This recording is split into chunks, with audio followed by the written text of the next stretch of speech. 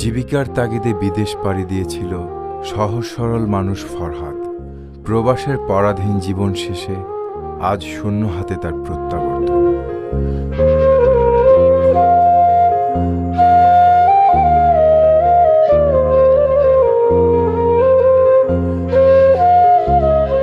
দেশের মাটিতে দাঁড়িয়ে ফরহাদ কি পেরেছিল তার জীবন পাল্টে দিতে? বিয়ে করার পরে বেকার আর কি, তখন চিন্তা ভাবনা করলাম যে এই বেকার অবস্থায় কী করি।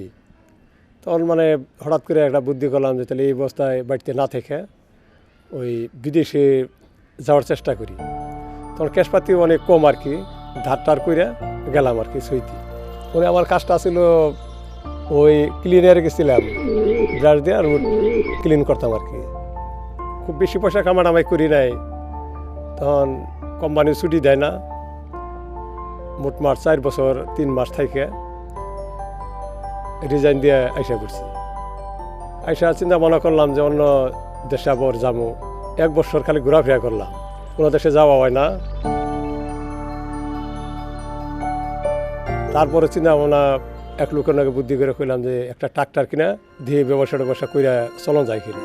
অনেক ধার খরচ করে আর কি একটা ট্রাক্টরে টাকা জমা দিলাম। ট্যাপি কোম্পানি ট্রাক্টর মহামান।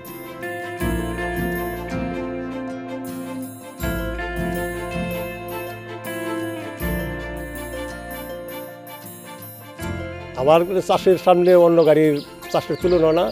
আমি যে গ্রামে চাষ করি, আমার চাষ দেখলে অন্য অন্য গাড়ির আর ওই জায়গায় কোনো চাষ থাকে না।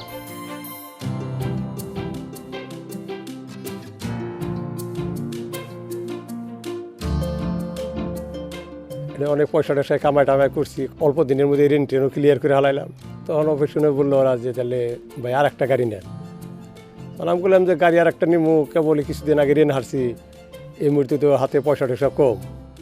তখন ওরা করলো যে না একটু কম হইলেও আপনার একটা গাড়ি দিব। তখন আমার হাতে আসছিল হলো 1.5 লক্ষ টাকা। আর 1.5 লক্ষ টাকা ধার করে গাড়ি আরেকটা নইলাম, মহামান গাড়ি ট্যাপি কোম্পানি। এই গাড়িটা ডিস্টার্বও খুব কমই দেয় এমনি। পরে 2টা গাড়ি খুব ভালো চললো, আল্লাহর রহমত, কোনো কিছুর অভাব নাই। আবার ওই যে নতুন করে একটা ঘর দিলাম, মহান পাখির ঘরটার না ঘরটার ইনে সব ওই জায়গায় করুম, ওইরা ওই বাড়িতে যে উঠো আর কি।